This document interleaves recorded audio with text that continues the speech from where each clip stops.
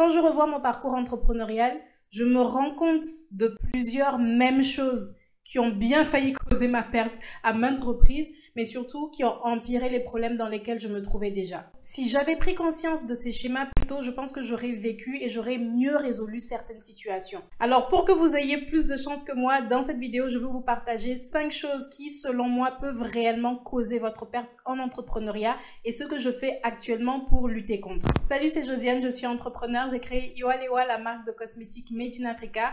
Ici, je partage mon parcours afin de bâtir une communauté où nous pourrons évoluer tous ensemble en productivité, self-esteem et business. On perd pas de temps, la première chose qui peut causer votre perte en entrepreneuriat, c'est votre envie de tout contrôler. L'amour du contrôle ou la peur folle de l'inconnu, ça c'est un problème. Entreprendre, c'est faire un plan, poser toutes les actions qu'il faut et avoir des résultats le plus opposés à ce qu'on s'attendait. Parce que tout naturellement, il y a des imprévus. Il y a des choses qu'on n'attendait pas parce qu'on n'est pas omniscient et qu'on ne pouvait pas tout prévoir. Et parfois, du fait toujours qu'on ne soit pas omniscient, certaines choses qu'on avait prévues ne sont tout simplement pas celles qu'il fallait obtenir à un moment précis. Peut-être que quelque chose de mieux nous attendait. Donc, il faut pouvoir rester à l'écoute car tout peut être une nouvelle opportunité. Les situations problématiques de la vie requièrent absolument du lâcher-prise pour pouvoir évoluer.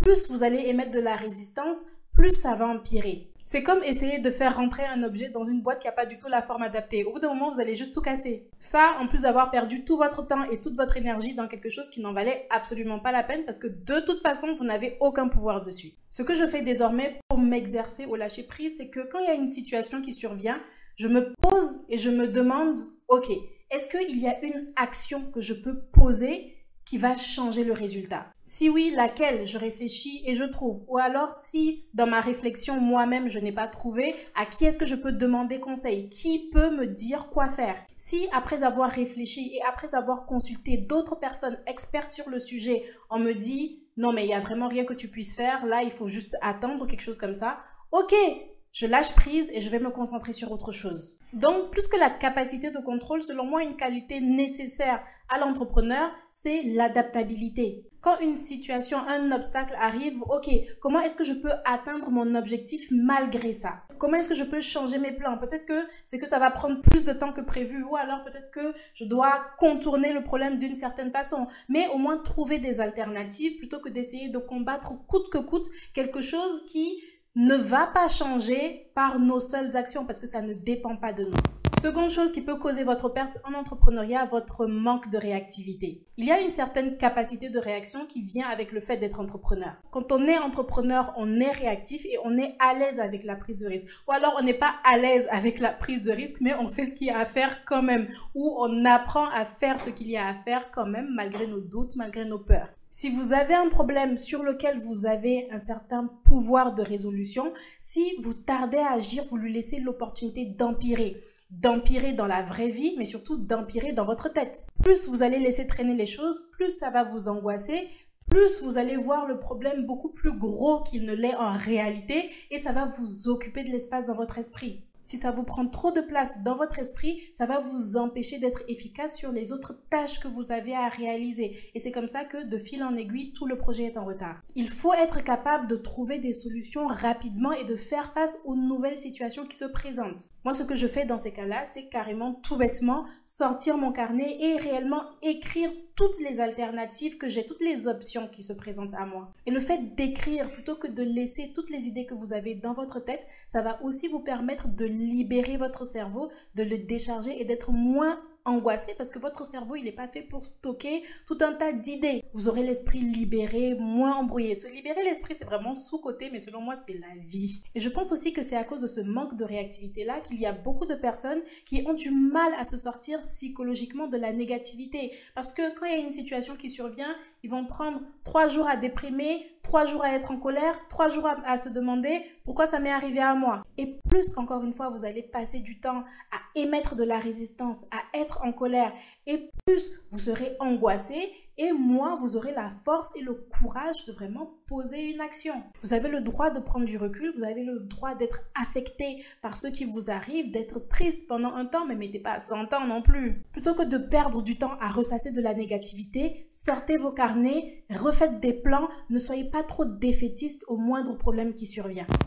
3. Votre peur de l'évolution. Je remarque tout de même que c'est de moins en moins le cas, mais les gens ont quand même tendance à beaucoup négliger leur évolution personnelle. Comprendre ses émotions, les gérer, devenir une meilleure personne. On a tendance plutôt à se concentrer sur évoluer dans la vie, par exemple en termes de statut, mais pas vraiment évoluer nous-mêmes en tant que personne. Et moi la première, mais aujourd'hui je me rends compte que ça sert vraiment à rien et ça ne fait surtout aucun sens parce que si on veut évoluer dans la vie, il faut forcément travailler sur soi. En tout cas en entrepreneuriat, n'essayez même pas d'aller vous lancer si vous n'êtes pas enclin à faire face à votre vraie personne et régler les problèmes que vous avez à régler parce que ça va juste pas fonctionner. Exemple, le schéma principal en entrepreneuriat, c'est d'aller parler à des inconnus et de les convaincre de vous donner leur argent en échange d'un service. Si vous avez un problème d'estime de vous-même parce que on vous a battu quand vous aviez 6 ans et aujourd'hui vous pensez que vous ne méritez que de mauvais traitements,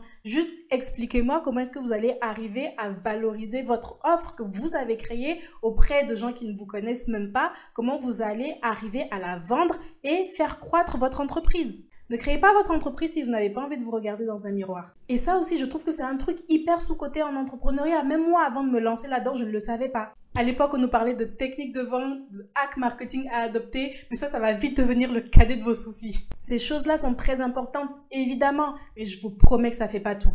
Tout se joue au moment d'exécuter ces techniques. Mais si vous avez plein de croyances limitantes qui surviennent de « je ne suis pas capable de »,« oh, je ne peux pas », etc., sans vous en rendre compte, vous allez vous auto-saboter. Quand c'est le moment de faire ce qu'il y a à faire, mais que au plus profond de vous, vous êtes convaincu que vous ne pouvez pas y arriver, vous allez constamment remettre à plus tard. Et c'est comme ça que vous allez tomber dans la procrastination. Alors vous allez aller sur Google, faire des recherches sur les techniques anti-procrastination que vous allez tenir pendant 1 semaine. Pourquoi? Parce que la procrastination, c'est pas votre problème.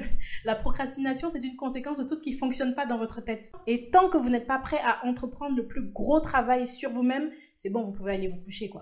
4. Votre perfectionnisme.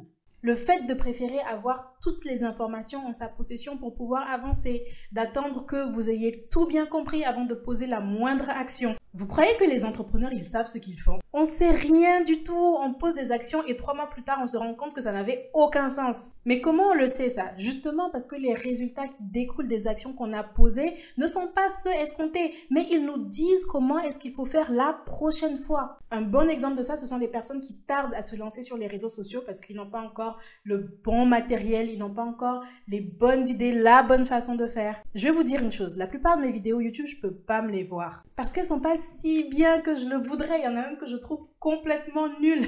Mais c'est le fait de les avoir créées qui m'apprend qu'en fait, c'est pas si top et que je devrais faire autrement. Retenez une chose, seuls les résultats peuvent vous permettre de juger votre travail. Rien d'autre. Pas même vos impressions ni vos jugements, pas vos « ah, je pense que ce serait mieux en jaune » ou je sais pas quoi. Vous pouvez pas savoir ce qui va fonctionner avant d'avoir obtenu un résultat. Quand vous ferez, vous saurez, ça peut pas en être autrement. Alors arrêtez de brandir votre perfectionnisme comme si c'était une super qualité. C'est juste une excuse qui vous retient de faire ce qu'il y a à faire. Ou pire encore, c'est ce qui vous retient de progresser.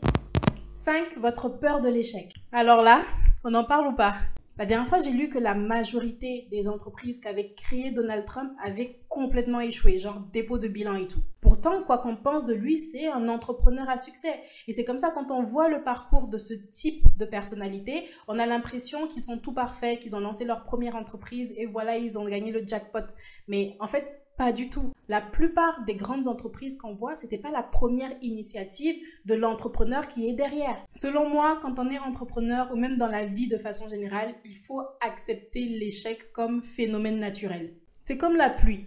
Personne n'aime vraiment ça, mais vous voulez que les fleurs elles poussent comment? Donc, d'un commun accord, tous les êtres vivants du monde entier ont accepté la pluie parce qu'on peut pas faire autrement et on en a besoin. Donc, on lâche prise et on fait avec. On a maintenant des parapluies où on reste chez nous quand il pleut. Quand le soleil revient, on va au parc. Dites-vous que l'échec, c'est comme la pluie. Ok, on n'aime pas ça, mais on en a besoin pour apprendre ce qui fonctionne.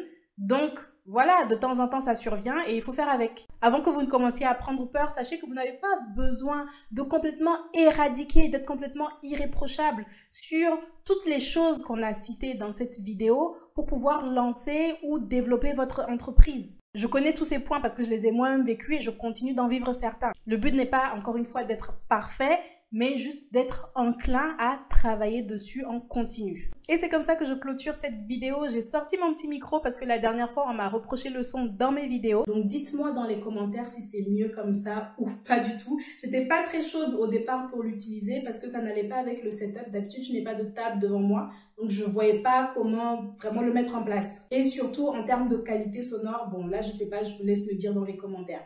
En tout cas, j'espère que cette vidéo vous sera utile. Abonnez-vous pour ne pas manquer d'autres contenus de ce type. Je poste tous les mercredis et les dimanches. Alors, à dans quelques jours. Ciao!